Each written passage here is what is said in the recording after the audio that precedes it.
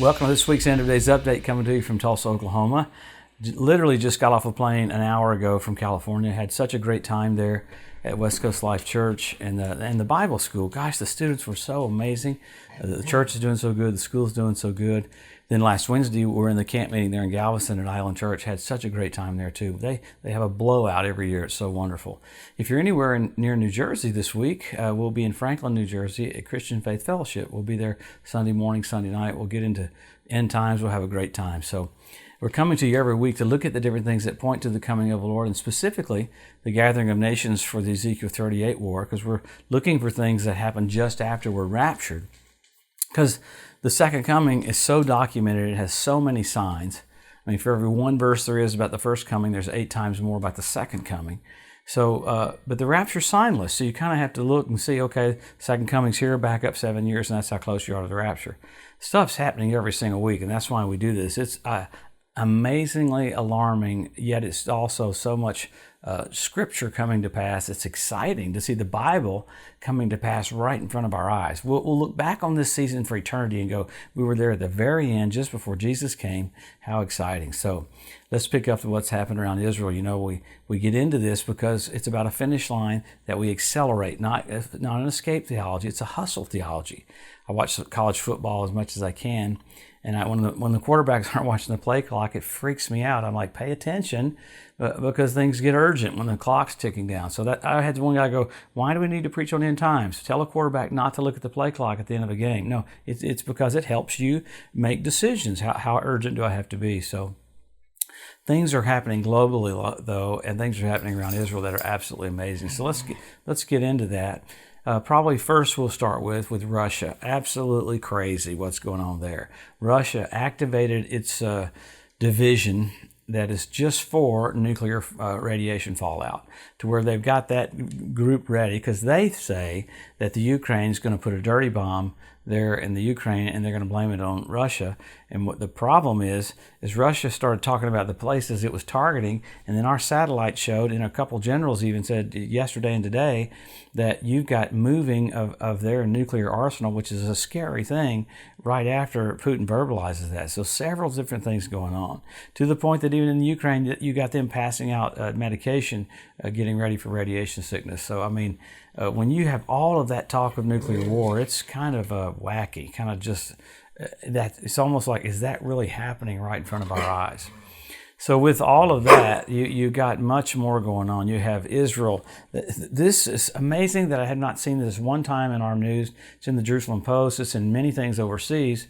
Israel did an attack on Damascus again Saturday night. It did surface-to-surface missiles, exploded, blew up this whole drone plant. See what's going on? Iran is supplying drones for Russia, and now they're supplying missiles for Russia. Well, Israel went right in there and took the building where they were building the drones. Massive explosions. Notice it was in Damascus. Okay, 2 days later, you had fighter planes from Israel come down into Syria, same place, and did strikes there in Damascus. I mean, this is the first time Israel's done one in daylight in a long time. This is about the 48th attack on that section of Syria. Why? Iran keeps hauling missiles and equipment into that area.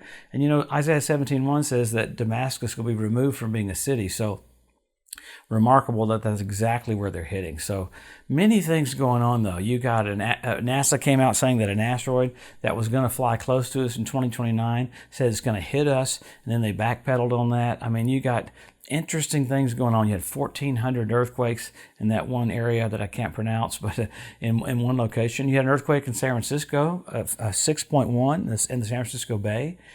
So many things happening with that, and with all of it put together, it's not just one thing, but when you put the pieces together, it's event after event after event that's showing us how close we are to the coming of the Lord. I'm in awe of the nuclear capacity of Russia being brought to the forefront right now. So America, our 101st Airborne Division was deployed on the border of the Ukraine and Romania. It's the first time they've been deployed in 80 years. 18,000 American troops along with artillery. I mean, this is a huge deal. I mean, when I found out how many soldiers that was, it just freaked me out. And the 101st is a specialized division. They're known for what they need to do. So America is right there at that point. You have many more little things happening. You had Australia last week. I didn't talk about it, but they backed away from where they said Jerusalem was in the western part of Jerusalem was Israel's capital. So they backed away from that. So it's just weird when you're seeing what's going on there. You had the Labor Party in Israel this week say that the West Bank doesn't belong to Israel. Israel got the West Bank during the 1967 war, the Six-Day War. So weird stuff like that. And then the other group says we're going to go in and build out the West Bank.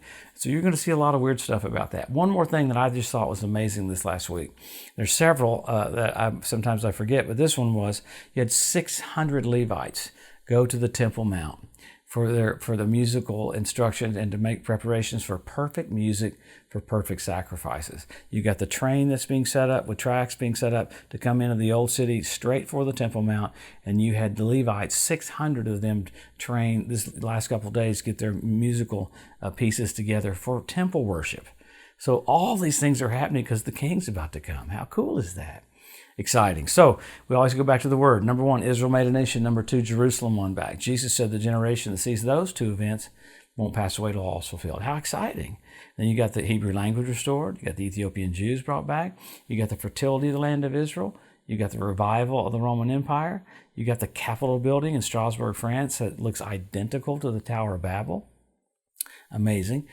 You know, it goes on and on and on. You had Russia rebuild the archway for Baal worship in Palmyra. That's where the Tower of Babel was. The Talmud says that's the last thing you'll see before the Messiah comes. Then you get fish showing up in the Dead Sea. Remarkable. Foxes on the Temple Mount. Then you had the Dead Sea a few months ago turned blood red where Sodom and Gomorrah was. Guess what day it was? It was on the Day of Atonement.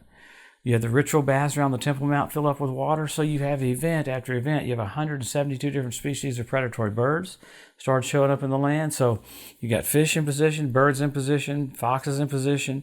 You got Russia literally in Ukraine.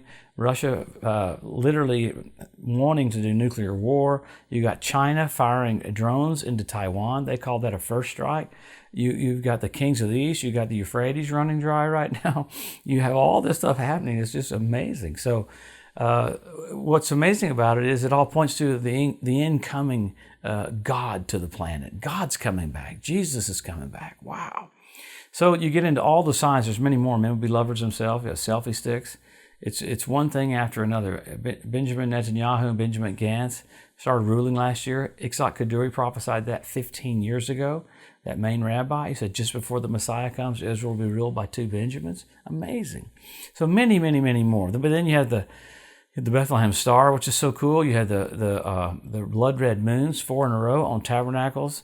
Passover and Tabernacles, remarkable. When's the last time you had 4 in a row on Passover and Tabernacles? 1967 when Jerusalem was won back, 1948 when Israel was made a nation, and 1492 at the Edict of Expulsion when the Jews were kicked out of Spain. So remarkable. Then you had the Bethlehem Star this last year. When Jesus was born, you had Jupiter, Regulus, Venus come together. In fact, we have a solar eclipse tonight, and we have another solar eclipse in November. But at the birth of Jesus, you had Jupiter, Regulus, Venus come together. Regal, Regulus, Jupiter, a king planet. Oh gosh, I forgot to talk about Emmanuel Macron went and met with the Pope. The Pope summoned him to talk about a peace accord and having a fly attacking me. See, that Antichrist is a bad dude. You go to mentioning him and a fly attacks me. Beelzebub, Lord of the Flies. So what was I saying? You had Macron there, but after that, you have blood red moons, pretty cool. Then you have the Bethlehem Star, because Macron said he wants his rulership to be a Jupiterian rulership, like a king ruler. So when Jesus was born, those 3 planets came together. We call it the Bethlehem Star. What was the constellation? It was Virgo. All right. This last year, NBC Nightly News, we have a celestial event, Jupiter, Regulus, Venus, Bethlehem Star. What was the constellation? Leo. He's the lion of the tribe of Judah. My friends, this is it. We may have a little bit of time left, but I don't think very much. What do? Help our local church. Help your local pastor. Be engaged. Be involved. Be on deck. Be right there. What do I need to do? Volunteer like you've never volunteered before in your life. You'll be so glad you did. You put your hand to the plow. You've got to be a spokesman for God. Just as Enoch warned that he's coming back with 10,000 of his saints and he was caught up, there should be a warning voice in the church that Jesus is just about to come. Wow, how blessed are we? He died for us. God raised him from the dead, coming back as the King of Kings and Lord of Lords. We'll honor him. We'll magnify him. We'll bless him for eternity. So how excited is he to get ready for this just before he comes? Have a blessed, wonderful week. We'll see you next Wednesday.